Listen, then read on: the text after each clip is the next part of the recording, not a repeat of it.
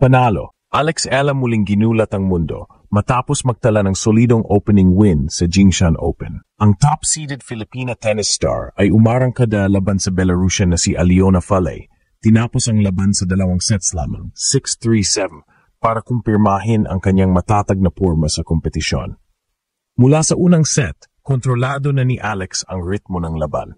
Gumamit siya ng matitinding ground strokes at agresibong court coverage na pumwersa sa kalaban na magkamali. Ang kanyang serve ay naging sandata para mabilis na maka-establish ng lead kaya't hindi nagkaroon ng pagkakataon si Falei na makabawi.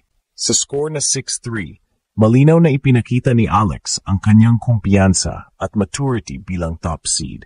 Ngunit hindi naging madali ang ikalawang set. Dito sinubukan ni Falei na guluhin ang momentum ni Alex, nagpakita ng mas matibay na depensa at mas matapang na rally exchanges. Umabot pa ito sa dikit na 7.5 pero dito lumabas ang composure ni Alex, kalmado sa crucial points at matapang sa shot selection.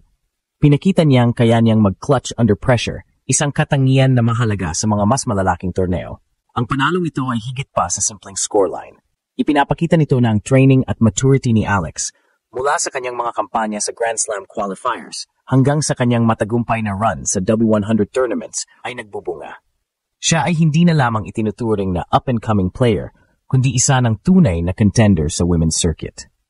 Para sa mga Pinoy fans, bawat panalo ni Alex ay simbolo ng pag-angat ng Philippine tennis sa global stage. Ang kanyang performance sa Jingshan Open ay malinaw na pahayag na hindi lang siya basta nakikisabay, siya mismo ang nagdidikta ng laro. Kung magtutuloy-tuloy ang kanyang momentum, posibleng makita natin siyang muling makasungkit ng titulo at mas umangat pa ang kanyang world ranking. Sa kasalukuyan, nakatutok ang lahat kung paano harapin ni Alex ang mga susunod na hamon sa torneo. Pero isang bagay ang malinaw. Sa bawat laban, dala niya hindi lang ang sariling ambisyon kundi pati ang pangarap ng buong bansa. Sa Jingshan Open, muling pinatunayan ni Alex Ella na kaya niyang gulatin ang mundo, hindi lang minsan, kundi paulit-ulit. Sa Jingshan Open na bahagi ng WTA 125 series, walang duda na si Alex Ella ang isa sa mga pinakaabangan sa draw. Hindi lang dahil sa kanyang galing, kundi dahil sa status niya bilang top seed sa torneo. Kasalukuyan siyang nasa WTA number 58, isang ranking na nagdala sa kanya sa taas ng mountain ng mga pangarap para sa Philippine tennis. Ito ang simula ng kanyang Asian swing at malinaw na nakahanda siya ibuhos lahat upang makamit ang bagong stones. Tennis 365 plus 2 spin sa kanyang opener, hinarap niya si Aliona Falei, isang 21 anyos na Belarusian na ranked sa paligid ng 320 sa singles. Kahit mababa ang ranking ni Falei kumpara kay Ella, hindi basta-basta ang laban. May karanasan siya sa ITF circuit at kadalasan ay may matitinding duels sa mga lower-tier events. Mula sa simula pa lang, ipinakita ni Alex na hindi lang siya pumasok para makilala. Pumasok siya upang mangibabaw. Lumakas ang kanyang mga serve, agresibo ang pagkuha ng mga baseline points, at mabilis niyang na-control ang court. Nanatili siyang kalmado kahit nagkaroon ng mga sagabal sa rally ni Falei, lalo na sa second set, ngunit hindi siya nagpatalo sa pressure. Ginamit niya ang kanyang talino, footwork at game sense para maiposisyon ang sarili sa mga clutch moments. Ang panalo na ito ay higit pa sa opening win, isang senyales na capable si Alex magbigay ng solidong performance laban sa sinumang kalaban. Sa tournament na may mataas na stakes sa ranking points, espesyal na sa WTA 125 na walang malaking points to defend para kay Ella, bawat panalo ay may malaking epekto. Bukod dito, importante ring mausisa ang kanyang momentum bago pumunta sa tournament. Nagkaroon siya ng pahinga matapos ang nakaraang mga laban, kabilang na ang pagkamit niya ng WTA 25 title sa Guadalajara at mga performances sa Grand Slams at iba pang events na nagtulak sa kanya maging top 100 player. Ang tanong na ngayon para kay Alex ay, hanggang saan niya patakbuhin ang momentum na ito? Papaano niya haharapin ang mga mas matitibay na kalaban na bubungad sa yugto ng quarterfinals at beyond? Ngunit sa unang laban na ito, malinaw, hindi siya basta nandoon, pinatunayan niyang karapat-dapat sa spotlight.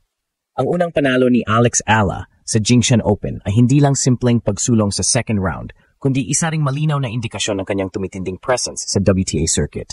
Sa edad na 20, marami na siyang pinatunayan, isang Grand Slam doubles title bilang junior, 2 WTA 125 crowns, at consistent na pag-akyat sa ranking.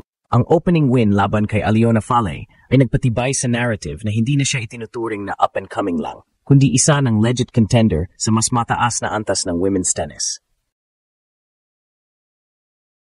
Sa kasalukuyan, nasa paligid ng WTA Top 60 si Alex, at bawat panalo ay may dagdag na puntos na maaring magdala sa kanya papalapit sa Top 50. Ito ang malaking hakbang na inaabangan ng mga Filipino fans at supporters sa buong mundo. Ang pagiging top seed sa Jingshan ay nagbibigay ng kumpiyansa pero may kalakip din itong pressure. Lahat ng mata ay nakatutok sa kanya. Mga kalaban, analysts at higit sa lahat, ang mga kababayan niyang umaasang tuloy-tuloy ang kanyang pag-angat. Isa sa mga napansin sa laro ni Alex kontra kay Falay ay ang maturity at adaptability niya sa mga crucial points. Noon ay nakikita siyang umaasa lang sa kanyang forehand at agresibong baseline play. Pero ngayon, mas kompleto ang kanyang arsenal. Gumanda ang kanyang serve placement, mas mahusay ang transition game at mas mabilis ang adjustments depende sa sitwasyon ng rally. Ang mga improvements na ito ang susi kung gusto niyang makapasok sa mas matataas na WTA tiers kung saan naroon ang mga top 20 players. Higit sa lahat, dala ni Alex ang bigat ng pagiging unang Filipina na may ganitong posisyon sa international tennis. Ang bawat panalo niya ay hindi lang para sa sariling karera, kundi para rin sa sport sa Pilipinas. Sa tuwing nagtatagumpay siya, mas maraming kabataang Pinoy ang naniniwalang posible ring makapasok sa global stage. Kaya't sa bawat rally at bawat panalo, hindi lang siya naglalaro para sa sarili kundi para sa buong bansa. Sa bawat hakbang ni Alex Ela sa Jingshan Open, malinaw na hindi na siya itinuturing na dark horse, kundi isa ng manlalarong kayang magdala ng pressure at sabayan ng inaasahan sa isang top seed.